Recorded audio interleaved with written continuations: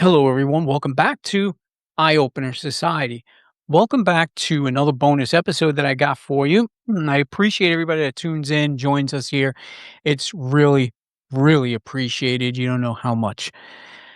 I'm doing this bonus episode because this episode took probably 4 years in the making. We reached out to each other and we wanted to do each other's show. And just because of the time zones and getting up really early in the morning to, kind of get everything together. But we still talked about this. And we were supposed to do this way back when my stepdaughter Hannah was co hosting the show. Unfortunately, Hannah cannot be here, but I am here with someone who I'll set this up. Back when I started podcasting, I was searching podcasts to actually listen to myself, something that was going to resonate with me. Well, I tuned into the Bell Witch podcast, and I remember it clearly because it was probably right around late spring. And where I was living then, I was sitting outside in the peaceful air, relaxing, had my speaker going, and I tuned into the Bell Witch podcast, and I was immediately drawn in. It was immediately relaxing to me. And I do believe the episode I was listening to was actually talking about meditation. And that's why it resonated with me. Well, 4 years later, I'm still listening to the Bell Witch podcast. It's an award winning podcast as well. And I have for you the host of the show, Emma Swailes, coming from Leeds, UK. Emma, welcome to Eye Opener Society. How are you? Now then, amazing. Thank you so much for a lovely introduction. It's great to be here. It has taken me a long time because, as you know, I am quite a busy, unorganized witch. But also, I think my confidence wasn't there yet. And this past 6 months, I've really dived into being brave and appearing on other people's podcast episodes because it is hard when you've got your own. You want to be in control of it. I mean, I know you guys don't edit, but I definitely over edit at times. I'm quite strict with how I speak and stuff. So it is a leap of faith, trusting another host to make sure you come across okay. Mhm. I don't think you're going to have any problem whatsoever. This is a show where you come, just relax and just be yourself. And that's what I admire so much about you, that even though you are busy and you do, edit your own show and, you have things under control. And because of that, you did win an award. So why don't we start with that? Why don't we start telling people a little bit about the Bell Witch podcast and how it started and where it gone and a little bit about it? So I only really got into podcasts 3 years ago. I was listening to one that abruptly stopped, and I was sad it stopped. So I was pestering the host, like, "Why have you stopped?" And she said, I just don't want to do it anymore. Why don't you do one?" So I was a bit like, I totally should, but how? Because I know nothing. So I've just been learning as I go, and I absolutely adore podcasting. Like, don't you? The magic it brings, and the ability to use your voice and have people value that voice is massively rewarding and very magical from me as a witch. Like, it really does enhance my spirituality and my understanding of the world, and I get feedback and I learn from it and I meet people, amazing people and opportunities. So I became pretty obsessed very quickly. And now it's something I want to do all the time, and I am looking into being a professional editor. I've got a lot to learn, but I think I'm not too far away from that now because, in all honesty, I think I enjoy the actual editing process a tiny bit more than the recording. I mean, it's pretty balanced at the moment. But yeah, I absolutely adore the Bell Witch podcast. It always grows and never ceases to amaze me what I learn, because I'm learning on the job with the listeners. I'm not an expert. I learn as I go. All these things are just so beautiful. Love it. Yeah, and your show, like I say, it's witching in the 21st century, and that means a lot. I'm a practicing pagan. That's what I've been for, I don't know, last maybe 20, 25 years or so. My first wife was Wiccan. So I was, you could intertwine the two of them together. But I think what people don't realize is that whether it be Wiccan, whether it be witchcraft, being a witch in the 21st century, it's really up to the individual, and I think your show really emphasizes that, am I correct? Yeah, absolutely. It's all about bringing confidence and ability to the person who wants to live this magical life as a witch or as a pagan, being aware of the surroundings and nature and growth, and looking for answers within rather than outside of you, because we all feel so distracted and we're always looking for something. And I think the older you get, the more you realize it isn't out there, it's in here. We just need to be reflective and unpack. And we can make mistakes. It's absolutely fine to make mistakes, but don't hold on to those mistakes. Release them and learn from it. Right, and I've learned that through your podcast. The solo episodes that you do, especially some of the older ones, I really admire because it's really true. You live the entire life of being a witch, everything about you, and you really spell it out for people, at least giving the ideas of directions people can take. I admire that because at least, it's not just a show about witchcraft. Because unfortunately, I think now, even now in the 21st century, most people are getting their ideas of Wiccan or witchcraft through Hollywood, and it's so distorted. It is such because all of them always associate the devil with witchcraft when the devil doesn't even apply to witchcraft, but you actually live, and it's a very regular lifestyle. You're just incorporating nature and all into it, correct? It is, yeah, just being mindful and doing things for yourself and not feeling bad for it. I think especially these times people feel guilty for desiring things, not necessarily consumerism. That's not what I'm talking about. I'm talking about achieving their ideal life and grasping at things that seem a little bit out of reach, but having that confidence to grab hold of them. All these things I've learned through my witchcraft and my paganism. I think I've always been a pagan because I've always been really aware of the world and like, the trash being emptied and where does it go? So I was a pagan pretty much all of my adult life. The witchcraft came about 10 years ago now, so I'm well in there.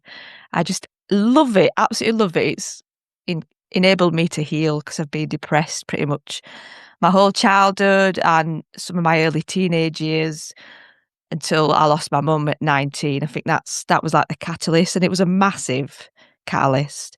And I know if the listeners have heard some of my episodes, I speak about my mum a lot because she is a big inspiration to me, and she died over 20 years ago now, and it's almost like how I remember her has changed because of my enlightenment that comes through witchcraft and spirituality. So yeah, I think it's lovely because podcasting grows with you, doesn't it? And you also change. And like you mentioned the early episodes, sometimes I listen back to them and I cringe because some of it's junk.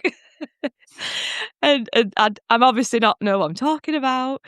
And also a lot of my opinions have actually changed in the last 3 years, especially the one that I did on floppy disks and stuff, like cyber witchcraft because of my learning. I've listened to it recently and been like, "Oh, don't agree with that. Oh, don't agree with that." And you can't delete it because that's not your true self, is it? You can't delete your history and you shouldn't delete it.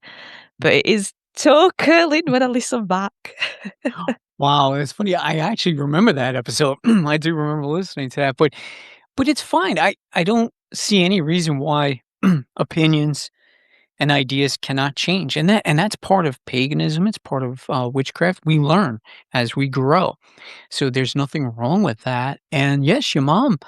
I remember hearing some of your episodes. It's very touching because it brings the lineage for what you practice and all. And there's a bloodline, and you're keeping it alive, basically, and I like that, I admire that, and the other thing I admire about your show as well is the guests. You always have some amazing guests, and no matter who it is that you have on, I'm always learning something from them. I mean, it's a wonderful thing, and where do you find your guests?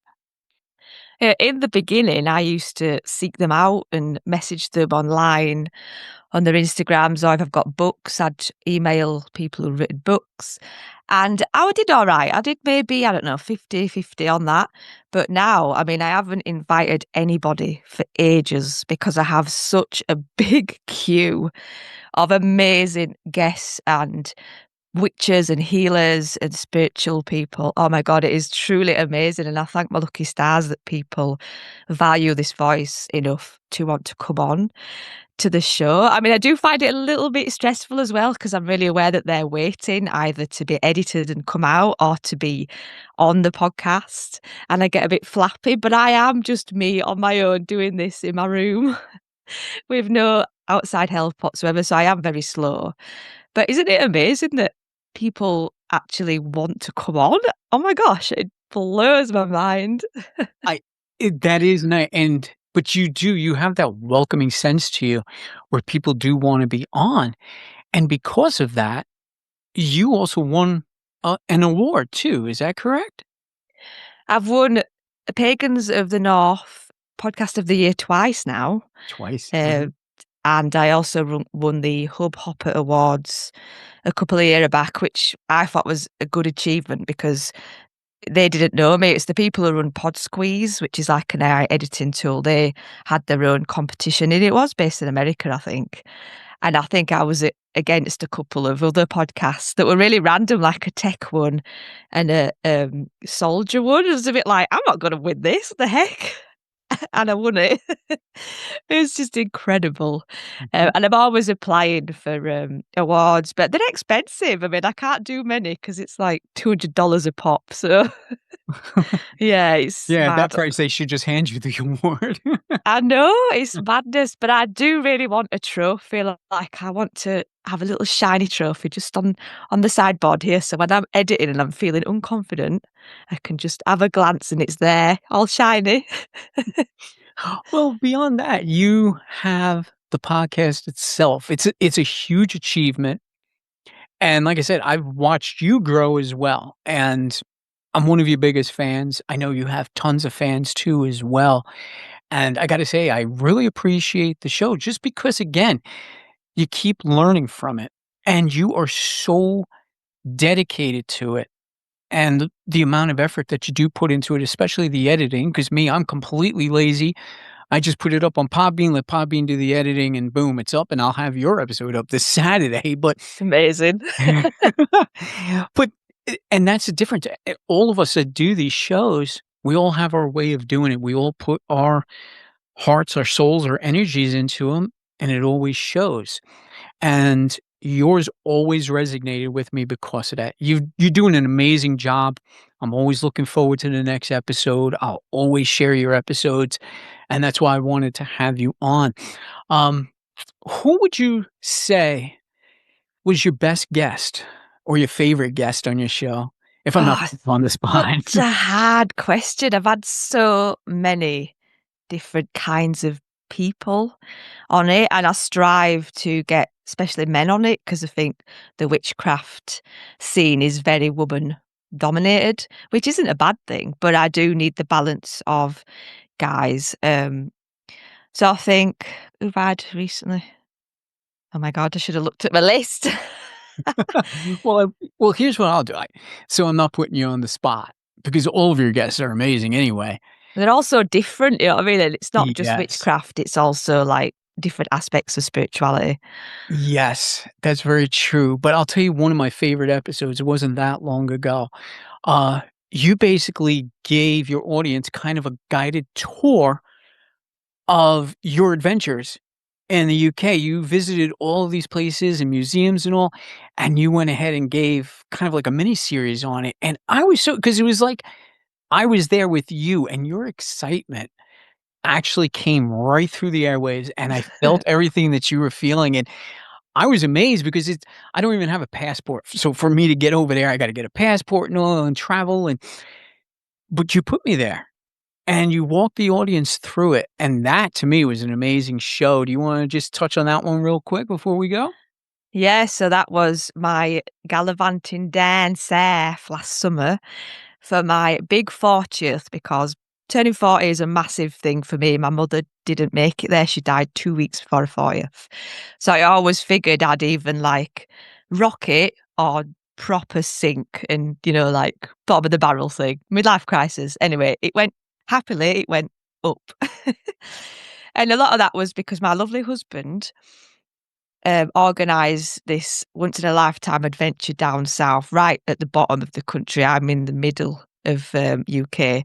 We went down to Cornwall where all the spirituality happens, and there's Glastonbury, and there's caves everywhere, and castle ruins. It's really beautiful and very spiritual. And there's a very famous witchcraft museum down there, which I've wanted to go to for absolutely ages, pretty much since I became a witch.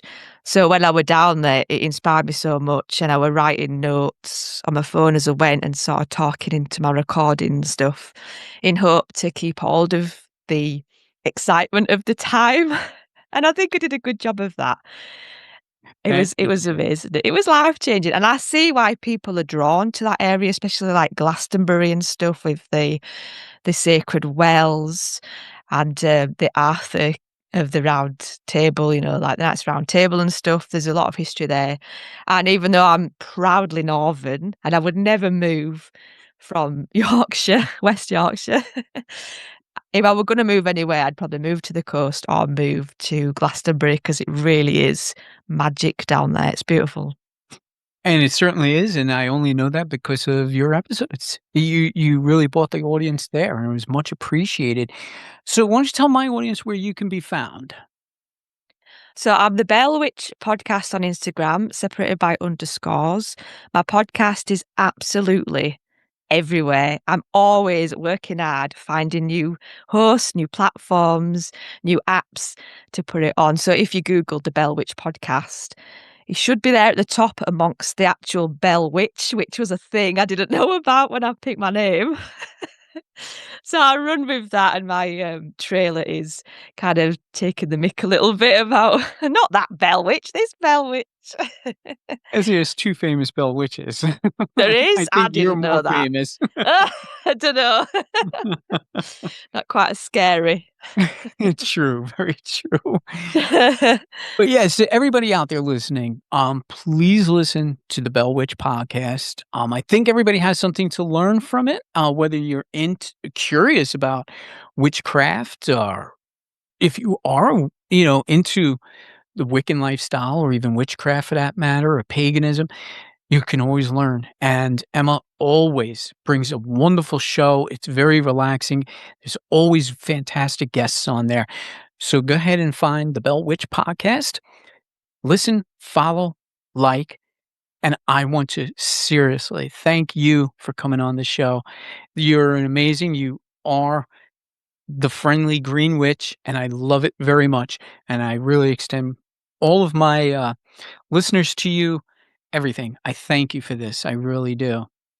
Yeah, you're welcome. And back at you, because I do believe the Eye Opener Society was the first ever podcast to shout me out and actively support me when I had no idea what I was doing. And that really meant quite a big deal to me at the time and now, because the beauty in podcasting and the magic is sharing the audiences and telling each other, all your audiences, about each other. And I think sometimes that gets lost in the grand scheme of capitalism and, like, I want to be successful and keep everybody down. No, let's change that. Let's raise everybody up, because there's so much success and it's available to everybody.